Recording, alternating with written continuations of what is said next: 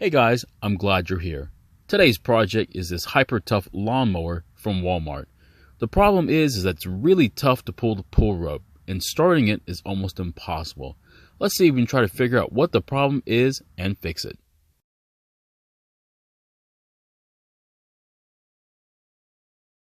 This was a Craigslist free lawnmower, and when I went to go pick it up, I was absolutely blown away by how clean it looked.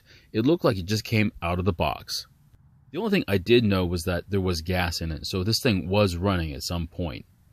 If I pull on the pull rope slowly, you can feel there's a lot of drag, as if the engine is fighting back.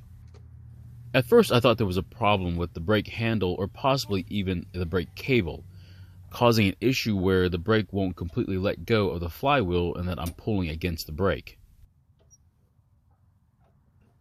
However, you can see that the brake lever is moving freely and releasing the brake pad from the flywheel, so that's not the problem.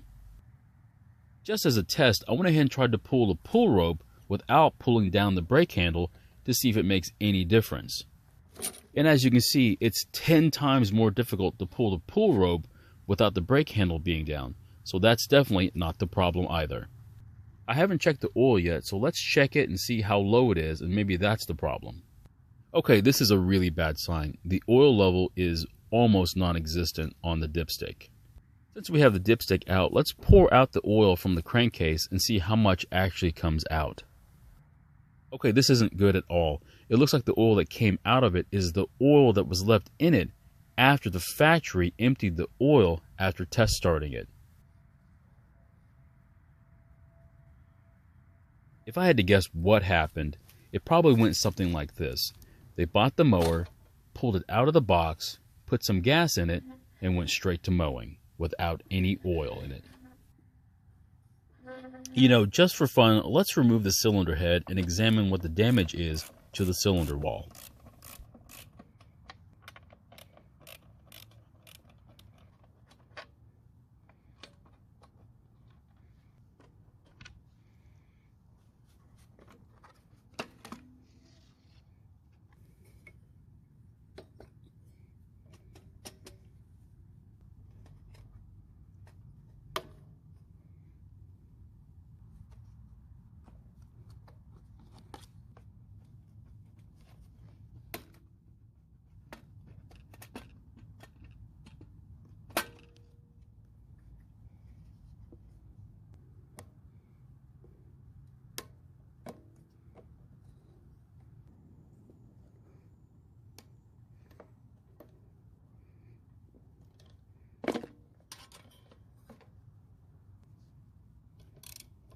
I'm not sure if there are any head bolts under the valve cover, so I'm going to remove it to check before taking the head bolts off.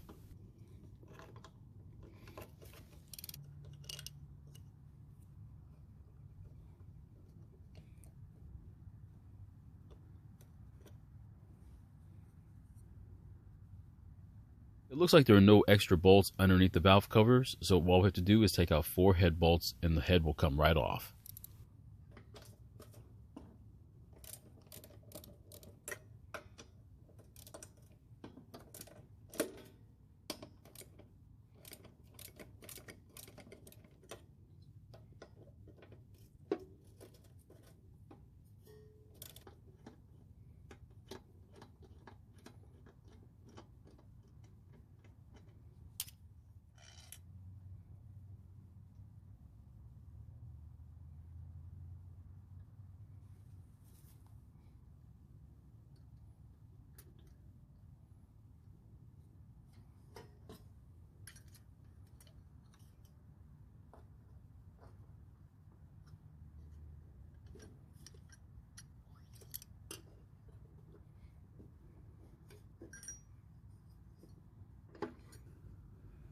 Okay, so here's the damage. There's definitely a lot of damage to the cylinder wall. If you've never seen what it looks like in a cylinder before, it's not supposed to look like this. I'm pretty sure the drag I'm feeling when I'm pulling the pull rope is a damaged bottom end. In a future video, I'd like to take the bottom end apart and then take the rod and the crank off and take a look at the journals and see how bad the damage actually is. And if we take a look at the underside of the head, You can see that there had basically only been minutes on this engine before it stopped running. It's a real shame what happened to this engine. I'm not really sure what to do with it at this point. I could use it for spare parts, or I could try rebuilding the engine. Thanks a lot for watching this video. I hope you found it very informative. If you have any comments or questions, please leave them down below. If you haven't already, please subscribe. It really helps out the channel. And I'll see you guys in my next video.